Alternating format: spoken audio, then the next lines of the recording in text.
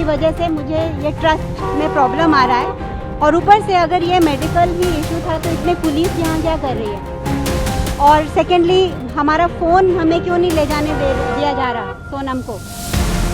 ये जैसे सफदरजंग हॉस्पिटल नहीं है, जैसे सफदरजंग प्रिजन है, ऐसा लग रहा है। दिल्ली के वर्धमान महावीर मेडिकल कॉलेज और सफदरजंग अस्पताल के मेडिकल सुपरिटेंडेंट ने सोशल एक्टिविस्ट सोनम वांगचुक की तबीयत को लेकर एक हेल्थ बुलेटिन जारी किया है। दोपहर 3:30 बजे जारी बुलेटिन के अनुसार 59 साल के वांगचुक को दिल्ली पुलिस 18 जुलाई की सुबह 7:40 पर VMCC और सफदरजंग अस्पताल लाई थी।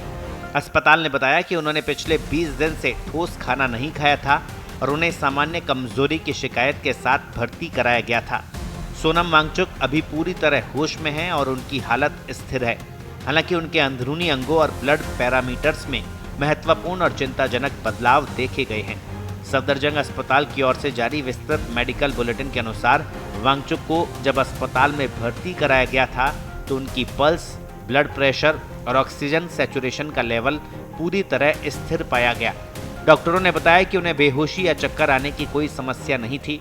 बुलेटिन के अनुसार भूख हड़ताल के कारण वांगचुक के शरीर में डिहाइड्रेशन के लक्षण देखे गए। इसके अलावा ब्लड गैस एनालिसिस से कंपनसेटेड एसिडोसिस की पुष्टि हुई है।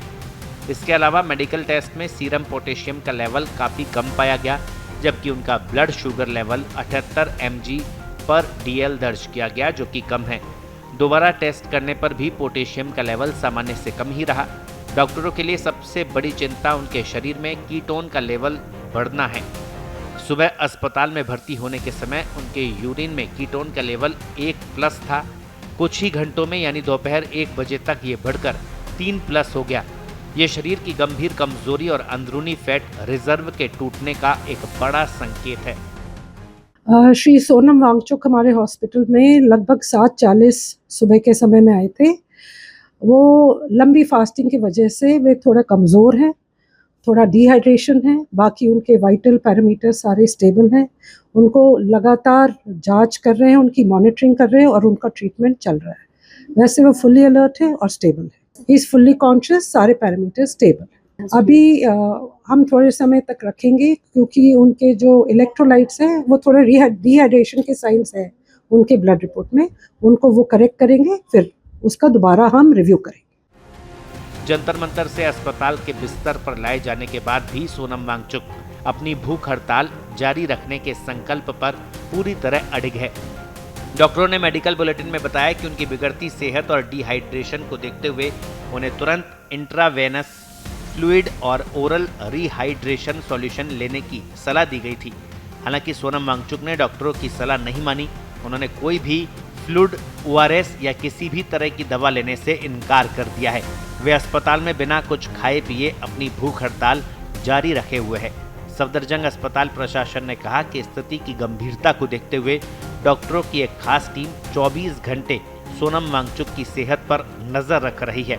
साथ ही डॉक्टरों और विशेषज्ञों की टीम उनकी सेहत को ध्यान में रखते हुए उन्हें इलाज और IV फ्लूइड लेने के लिए लगातार समझा रही है।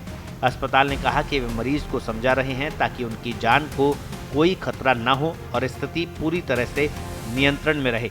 अभी मैं ये सफदरजंग हॉस्पिटल के बाहर खड़ी हूँ जहाँ पर सोनम वांगचुक को एडमिट किया गया है। आज सुबह उन्हें जंतर मंतर की साइड से यहाँ पर लाया गया, बिना उन्हें बताए या बिना मुझे बताए। और कल शाम को ही सफदरजंग के ही डॉक्टर्स ने उनका चेकअप किया था और सारे वाइटल्स नॉर्मल थे और पोटेशियम उनका 4.3 था शाम को 4:15 बजे। लेकिन अभी हमें कह रहे हैं कि पोटेशियम 2.9 हो गया है और लाइफ थ्रेटनिंग है। लेकिन जब हमने कहा कि रिपोर्ट दिखाइए, क्योंकि हम बिना रिपोर्ट के कुछ भी उनको देना नहीं चाहते हैं, मैंने क्लियरली ये कहा है कि कुछ भी ओरल या इंट्रावेनस बिना मेरी कंसेंट के उनको नहीं दिया जाएगा और जो भी दिया जाएगा वो रिपोर्ट के बेसिस पे दिया जाएगा। लेकिन वो हमें वो रिपोर्ट दिखा तो रहे हैं जिसमें 2.9 है उनका पोटेशियम, लेकिन दे नहीं रहे। तो इसीलिए ये ट्रांसपेरेंसी की वजह से मुझे ये ट्रस्ट में प्रॉब्लम आ रहा है। और ऊपर से अगर ये मेडिकल ही इशू था तो इतने पुलिस यहाँ क्या कर रही है? और सेकेंडली हमारा फ़ोन हमें क्यों नहीं ले जाने दिया जा रहा सोनम को?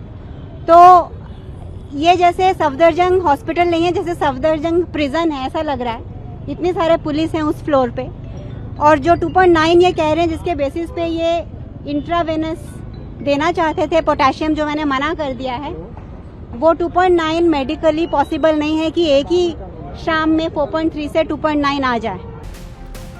अब देखना ये होगा कि सोनम वांगचुक डॉक्टरों की सलाह कितना मानते हैं, और देखना ये भी होगा कि वो अस्पताल में उनका अनशन कब तक जारी रहता है। ब्यूरो रिपोर्ट, पत्रिका। देश दुनिया की ताजा खबरें और वीडियोस के लिए अभी डाउनलोड करें पत्रिका ऐप।